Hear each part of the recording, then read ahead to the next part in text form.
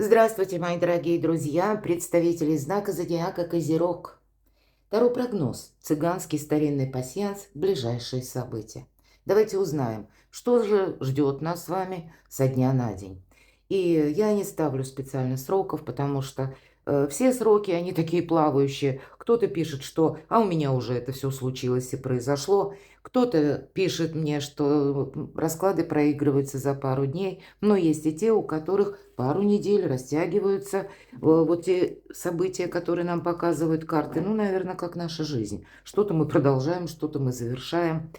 Но я бы сказала так, это в целом от момента выхода видео, где-то как Таро на неделю. Берите, ну, сроки 7-10 дней, не более. Потому что я повторяю эти видео, и, значит, я думаю, они вам будут полезны.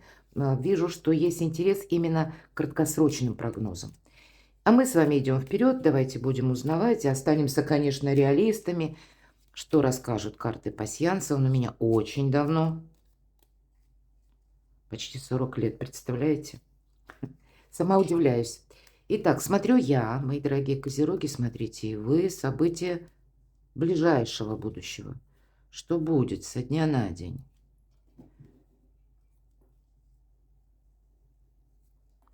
Что случится или произойдет? Вот смотрите, тут как судьбоносные какие-то события. Ну, назовем это очень важное событие. Может быть, даже это ваше важное решение, не само событие, а вот есть какая-то тема, по которой вам нужно принять вот окончательное решение, после которого как перезагрузка какая-то идет. Это может быть и встреча с каким-то человеком, с важной персоной, может быть и получение даже какого-то документа, но у каждого здесь свое. Но я бы сказала так, это немножко нас настраивают карты пасьянса, уделить внимание, что ничто не происходит просто так. Все имеет смысл, продолжение или завершение, но оно сложилось не совсем потому, что вы этого хотели, или вы это активизировали, может быть. Вот здесь нам выпадает листва, это ожидание. И даже если мы говорим, ожидание затянулось, но как минимум у себя спросить, а почему это произошло, почему это происходит. Может быть, действительно стоит что-то переиграть. А я бы сказала, изменить методы. Потому что какой-то, правда, вы чего-то ждете. И вот посмотрите, два меча. Скрещенные мечи уже как будто не колятся. Да? Это значение внутренней тревоги, дискомфорта. Это не есть какое-то событие, а именно, может быть, следствие ожидания. Мы ждем, что вот завтра оно как-то изменится. Ну, оно-то изменится, это точно, мы с вами в эпоху перемен. Но то, что оно изменится, ровно в той степени, как мы бы этого хотели. А этого нам никто гарантии не дает. Мы где-то терять можем время. И я часто говорю, если вопросы касаются именно регламента, когда вы ждете документ, вы на это воздействовать не можете, да, допустим, 5, 7, 10 дней, или какие-то согласования у вас проходят, и вы тоже именно зависите либо от людей, либо от чиновников, либо время, допустим, билеты. Ну, так, я банальный такой пример. Купили билеты, да, допустим, на 20-е, а сегодня 10-е или сегодня 5-е, там, ну, неважно, но какая-то дата. И вы вынуждены ждать этого момента, когда вы куда-то отправитесь. Ну вот, понимаете, если вот с таким регламентом, то, что вас буквально мучает или заполняет ваши мысли, если с этим не связано, то тогда выходит, мы ждем, сами не знаем чего. Или не можем никак на что-то решиться. Давайте посмотрим, что еще.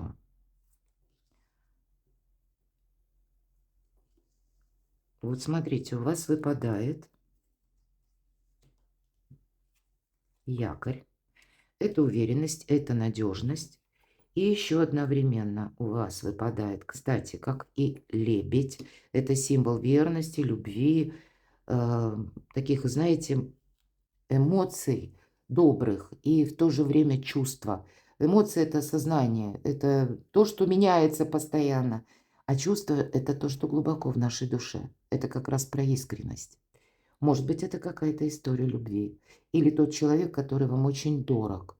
Или просто ваши близкие. Ну, как минимум, даже из близких есть один человек, который вас любит просто за то, что вы есть.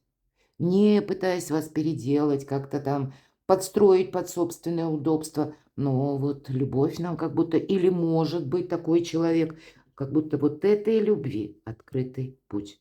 Хотя у кого-то банально будет проигрываться встреча с любимым человеком, и если вы сейчас на расстоянии по каким-то причинам. И у кого-то может быть даже судьбоносное знакомство, мои дорогие. Кот– это флирт. Это как раз и про новое знакомство. Ну, понятно, не для всех, но для кого-то. Тут ведь не надо действовать вот как прежде. И если вы действительно устали от одиночества, вы хотите познакомиться, как минимум нужно расширять диапазон общения, согласитесь. Потому что весь тот круг, который привычен, которых мы знаем, это уже та история или та карта, которая проиграна многократно. Тут нужно именно расширять горизонты возможностей собственных. И для вас тогда вполне вероятно это знакомство может состояться. Но как будто и пространство, высшие силы вам открывают направление к личному счастью. Может быть, это какие-то первые шаги. Но вот эти ключи, у кого ключи? В руках, если мы говорим о колоде Таро, Иерофант. И по этой карте, когда выпадает Иерофант, мы тоже часто говорим, что это по судьбе. Вот какая-то интересная история может у вас начаться или продолжиться. Причем тут еще и якорь, уверенность. Иногда люди, которых мы любим, которые любят нас, то есть вот взаимность, да, она приносит вот этот якорь. Или когда мы понимаем, это не лежит в области материального чего-то, это нечто большее, это пусть где-то возвышенное, это не то, что мы можем осязать, но без этого наша жизнь кажется пустой, неинтересной, какой-то серой, лишенной чувств, ну и где-то эмоций. Или эмоции начинают со знаком минус в нашей жизни преобладать. Личная жизнь, как ни крути, оказывает влияние и на наше настроение тоже. И у вас еще выпадают, может быть, это домашние дела еще, вопросы дома, семейный очаг, и он включает в себя два направления. Это как и буквально стены, кто-то может переезжать, или вы что-то планируете, или дома просто, может быть, и уборку какую-то генеральную наводите, или улучшаете жилье, что-то меняете, какие-то дела, может быть, даже и рутинные, бытовые выполняете. Но, опять же, это еще и наши домочадцы. Это те, кто находится в нашем доме. Смотрю, что у вас еще совпало, и в нашем прогнозе вообще спокойное течение жизни. И даже если что-то происходит, ну, явно это не просто так. То есть так, знаете, с критическим мышлением. Тем более мы шаг за шагом подходим к тому периоду, когда Солнце перейдет в Деву, а это и есть критическое мышление. И для всех знаков зодиака стихии Земли будет очень важно не впасть в какой-то перфекционизм. Это когда мы думаем, вот должно быть именно так. Или я буду в каком-то деле, в какой-то теме очень настойчив и словно награду получу, тогда у меня получится. Настойчивость– это прекрасно, но мы должны хорошо понимать, э, если мы прежде уже какой-то период были настойчивы именно в одном каком-то направлении и не получили результата, и просвета нет, ну явно нам Вселенная дает подсказки, ты пересмотри. Так вот, вроде как критическое мышление по Солнцу в Деве– это прекрасно, но может быть такой соблазн, мои дорогие, когда нам хочется именно что-то детализировать или сделать что-то и довести до совершенства. Вот это и есть этот перфекционизм. А у нас еще и Марс в весах. И вот эта дипломатия или гибкость где-то, она подталкивает нас к альтернативным решениям, потому что мы можем попросту, ну, потерять время, понимаете? Поэтому вот такой благополучный транзит, тем не менее, для знаков Земли, он может говорить, не впадай вот в этот перфекционизм. Твоя задача сейчас, ну, как-то быстро перестроиться. У тебя, по крайней мере, есть для этого время и возможности. И у кого-то из вас, мои дорогие, смотрите, прочный союз еще выпадает. Это и личная жизнь может быть, это могут быть и вопросы работы, сотрудничества, безусловно. Это по крайним рядам. Что еще совпало? Не вижу, мои дорогие, поэтому идем с вами дальше. Давайте на картах Таро ваше настроение в связи с событиями такими. Что нам расскажут еще? Ваше настроение в ближайшие дни. А ведь и правда, посмотрите, наши близкие по шестерке чаш часто идут наша семья, наши родственники. Это и родители, может быть, и бабушки, и дедушки, то есть в каком-то поколении. Тут тоже могут быть контакты. Или это те люди, которых мы хорошо знали. Может быть, и друзья. Хотя я допускаю, что у кого-то, может быть, прежняя дружба возобновляется. Может быть, это та дружба, которая была с элементом чувственности. Вот тут такое тоже может быть, поскольку мы все разные, а это только карты. Но нам на карте, даже не зная значений Таро, да, можно видеть, что дружба растет, как преувеличивается. Карта нам говорит о хорошем настроении. И есть колоды, где именно шестерка кубков говорит: удовольствие, мои дорогие, удовольствие в первую очередь от общения, ваше настроение. Ну вот, наверное, вот как эти вот мечи, да, и все то, что я сказала. Восьмерка мечей – карта искаженного восприятия, и нам конкретно показывает девушку, которая находится как бы в одной местности, плоскости, среди одной обстановки, но видит она совершенно другое. Она смотрит вглубь себя. Это ей кажется. Вот она в зеркале видит себя, как связанные руки, и словно я не вижу выхода из какого-то положения ситуации. Может быть, и правда, вы находитесь сейчас на выборе. И если нас жизнь завела в тупик, значит, это тоже вот не случайно. Значит, мы должны что-то сделать иначе, сделать по-другому. И иначе мы действительно теряем время. Вот есть какая-то взаимосвязь с тем, что я говорила и еще и по картам пасьянса. В итоге, вот посмотрите, вы как будто должны это преодолеть. И тройка пентаклей, любая тройка – это всегда будущее. И здесь у нас идет будущее с элементом изучения, с элементом новизны. Может быть, и новые контакты. Где-то карта может давать подсказку, если вот, пойти, например, расширить горизонты общения, может быть, начать что-то изучать. У кого-то языки, может быть, новые технологии, цифровые технологии. Оказаться в новом коллективе. Или это будет дважды полезно, потому что вы, ну, к примеру, новую специальность, новое направление в специальности можете освоить, а еще и обрести новых друзей. Вот перекликаются, это действительно карты. И карты пасьянса тоже.